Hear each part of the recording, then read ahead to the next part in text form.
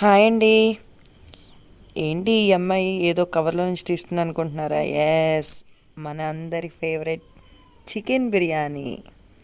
మీకు నాకు అందరికీ చాలా వరకు ఇష్టమైన చికెన్ బిర్యానీ, అది హైదరాబాద్లో కాకతీయ హోటల్ నుంచి తెచ్చుకున్నామండి.